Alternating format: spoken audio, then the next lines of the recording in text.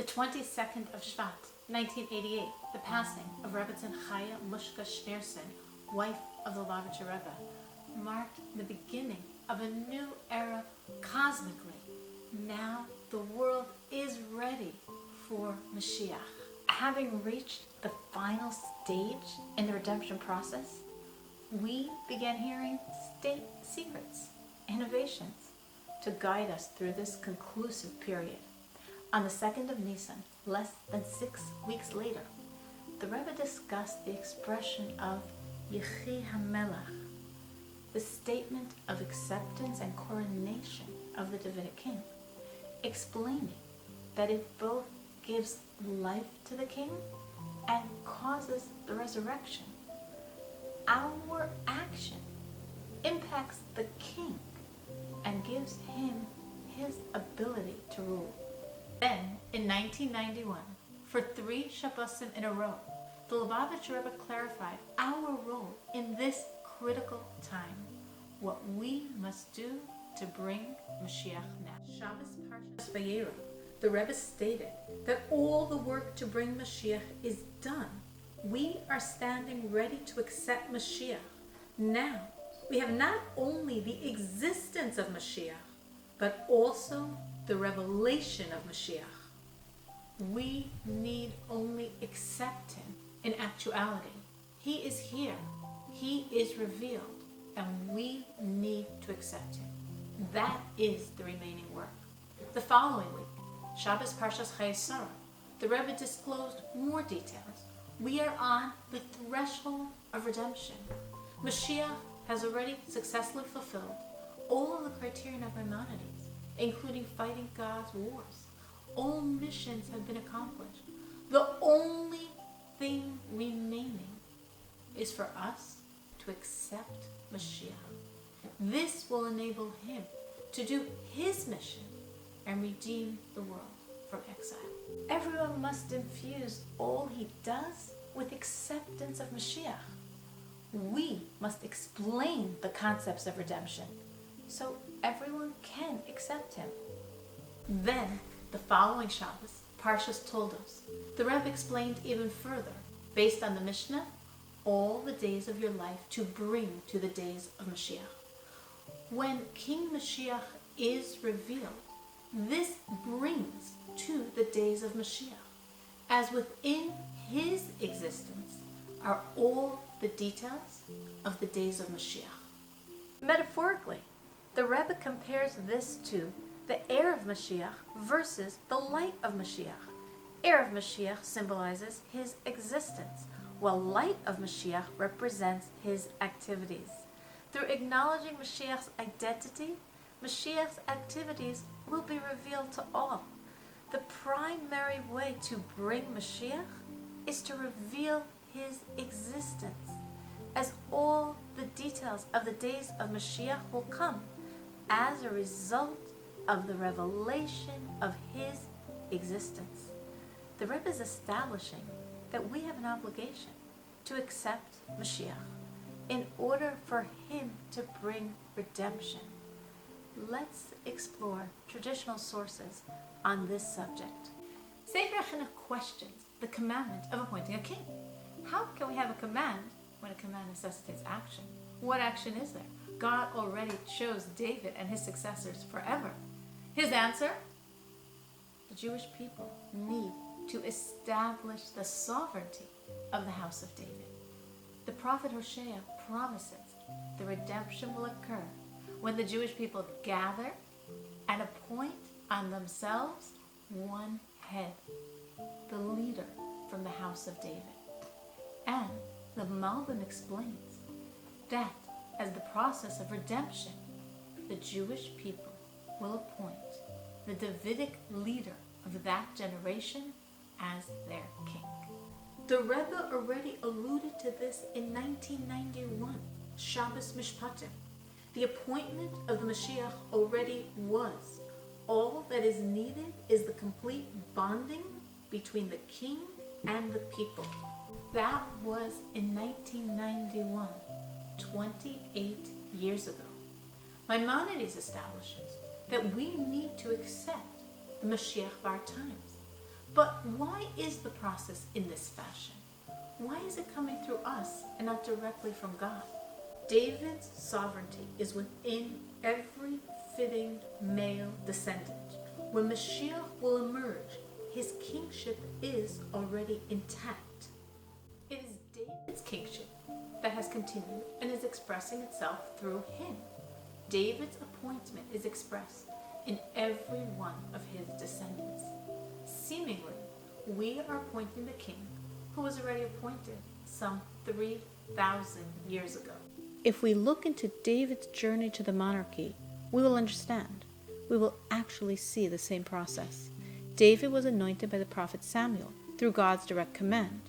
Maimonides rules that from the moment of his anointment, David merited to the crown of sovereignty. But he didn't immediately become king.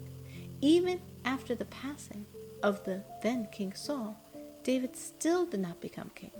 He needed an additional anointment by the people. First, the people of the tribe of Judah, where he initially led only his own tribe. And then, 7 years later, by the elders of the entire nation, to become ruler of the Jewish people. The people acknowledged David after the chief general of Saul, Abner, pledged allegiance to David and committed to go to the people and bring them to accept David as king. We see in the verses of Samuel the discussion of Abner with David concerning this plan, David's agreement, and Abner's fulfillment of his self-appointed mission. David, anointed by the prophet from the direct word of God, needs a campaign manager and an election platform. Abner even stated that just like God promised David, so I will do to him. Mitsudis explains, just like God promised to make him king over all the Jews, so I will help David with this issue of the sovereignty. God promised. He needs Abner's help to fulfill. Yes, because the people needed to accept him. David didn't become king through divine wonders. Only through Abner's efforts did the people decide they wanted David to be their king. Then the elders, representing all the Jews, said, "Behold, we are your bones and your flesh," expressing how fused the people desired to be with the king. The reasoning behind this seeming incongruous disparity, that God's words and the prophet's anointment didn't cause the kingship, but Abner's popular campaign did, is based on a principle of our sages. There is no king without a people. A king only exists by virtue of people believing in him as such. David was anointed 3 times by the prophet Samuel, by the tribe of Judah, and by the elders of the Jewish people. According to Jewish law, it's forbidden to anoint a king with a special anointing oil who has already been so anointed. Here, it was permissible because the first 2 times didn't make him king, as he didn't have the popular acceptance of the people. He only became king with the people's coronation. Solomon also had 2 anointments, because the first time was exclusively with the people of Jerusalem. To be king, he needed the entire Jewish people, and that is what happened by the second anointment. In both of these cases, the people's acceptance is creating a legal situation that did not exist previously. This entire example with David is powerful and relevant, but even more so when we recognize how Mashiach and David are so intertwined. All aspects of David are a microcosm of King Mashiach. This is the reason Maimonides, in writing the laws of Mashiach, quotes verses containing 2 phrases. In each, the first phrase refers to David, and the second to Mashiach.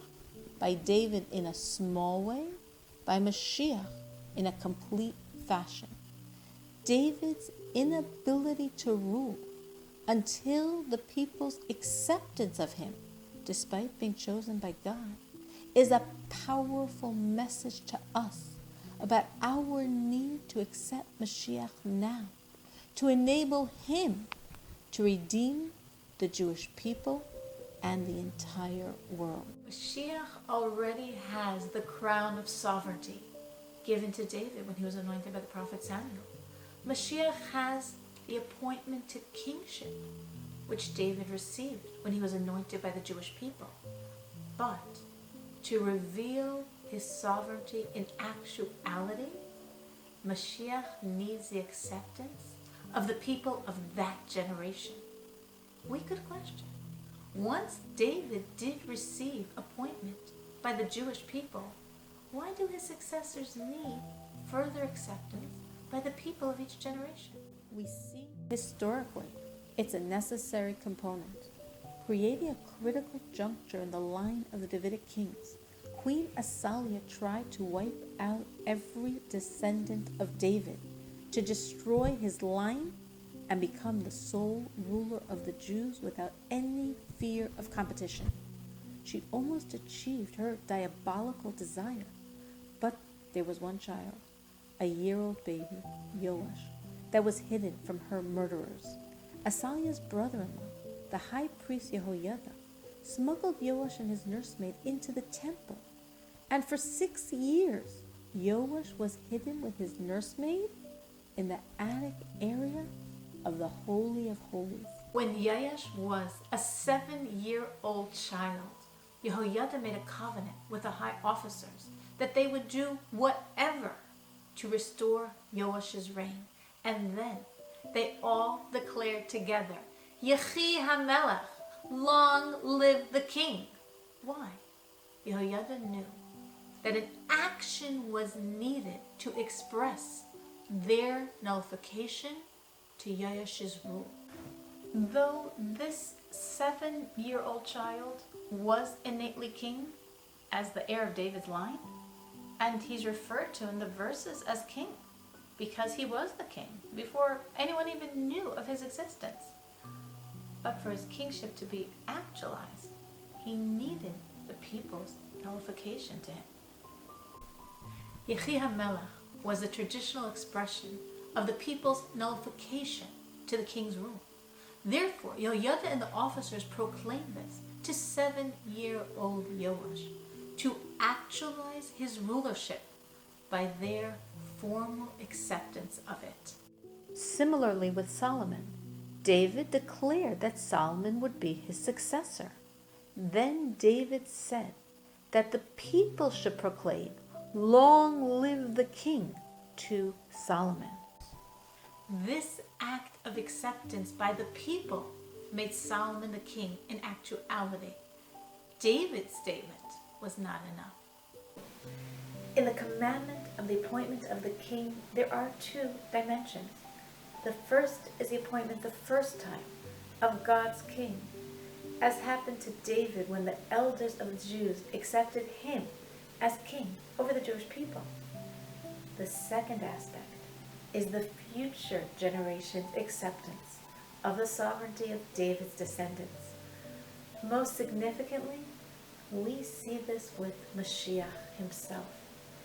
Since the completion of his kingship is through the people accepting his authority, Rabbi Akiva proclaimed before Bar Kokhba, he is the King Mashiach. He realized Bar Kokhba fulfilled the criterion of Mashiach. Rabbi Akiva's proclamation impacted the process of revelation. Based on this, when we identify a leader from the line of David who has all the attributes of Mashiach, we too should acknowledge him. As the nation identifies the Davidic king and accepts his authority, this is the beginning of his revelation from a legal perspective. Thus, Maimonides describes for us the criterion by which we can identify Mashiach. Criterion are only needed before the official reign. Then we need them to determine the man who is the Mashiach, to fulfill our commandment of appointing the king. When we identify the person who fulfills all the criterion, we know the time has come for us to accept his sovereignty. This explains why Maimonides, in his magnum opus dedicated exclusively to law, enumerated the criterion of Mashiach. The criterion have legal status because of our Torah obligation to identify Mashiach by these signs. In the Yalkut Shimoni, it explains that exile began with the rejection of the Davidic reign, and this will be rectified by the restoration of the Davidic reign at the beginning of the redemption. When the nation identifies, reveals, and requests the revelation of Mashiach, fulfilling the prophecy of Hosea, and they will seek David their king, this is the beginning that allows the ultimate revelation with the redemption.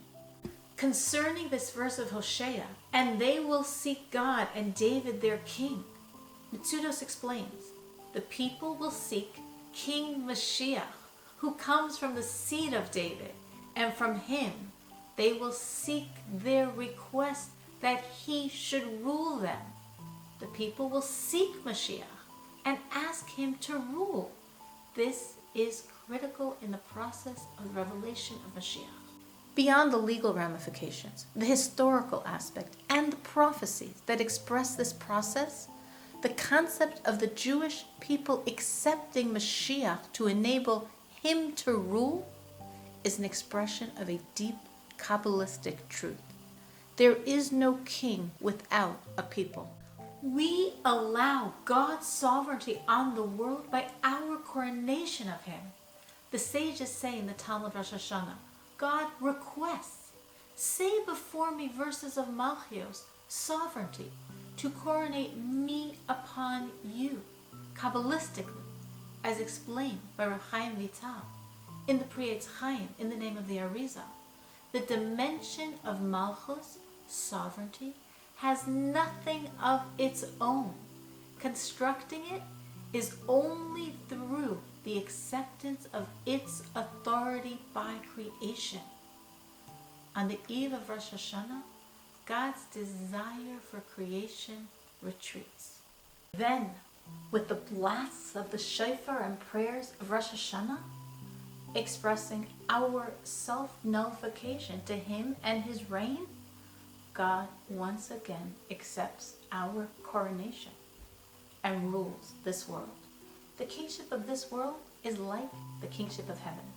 Therefore, we see this pattern by the kingdoms of David and Mashiach. Both in the Talmud Sanhedrin and in the Zohar, David and Mashiach are referred to as Barnaplik, miscarriage, in a fallen state. Establishing the kingdom of Mashiach from its fallen state occurs when the Jewish people accept his sovereignty, causing his rule to be revealed. Kings on this world reflect God's kingship. The third Lubavitcher Rebbe, the Tzemach Tzedek, in a foundational discourse entitled The Commandment of Appointing a King, explores the need for a king. Since we don't have the ability to be completely nullified to God, we need to connect to the person who is truly nullified. At the same time, this selfless person needs to be fitting as king over the people, nullified to God and ruling with God's power over the people and connecting them to God. This is a human we can relate to, who's completely fused with God and can help us come closer. We need a human king. As for us, God is an abstract reality. When we accept this human as God's representative, we can nullify ourselves to him and through him connect to God himself. The human king is a representative of God's sovereignty. Since God's system is that we need to arouse his will to reign, the same is with the human king. For him as well, there is no king without a people. Therefore, our acceptance of the king's reign is as critical for his sovereignty as is our acceptance of God's reign every Rosh Hashanah. Additionally, Mashiach is one of the 5 comprehensive souls of all times, as explained by the Ramaz to the Zohar. There are 5 levels of soul, and there is one person who is the absolute embodiment of each level. David, Nefesh; Eliyahu, Ruach; Moshe, Neshama; Adam, Chaya; and the highest human embodying the highest level, Mashiach, Yechida. Every Jew has, at the core of each level of soul, a spark of the soul, of the comprehensive soul of that level. So, at the core of our highest level of soul, our Yechida, is a spark of the soul of Mashiach. When a Jew accepts the sovereignty of Mashiach, nullifies and connects to him, he is gifting Mashiach with the power of his spark. Through this process, Mashiach is receiving his life as Mashiach and the ability to reveal the absoluteness of his sovereignty. From all of the sources, we have seen one unifying message. We empower Mashiach. God has placed the key to redemption in our hands. He trusts us to use it. For the sake of every human on this planet, for the sake of every soul waiting above, for the sake of God longing for this world to be his home, accept Mashiach now.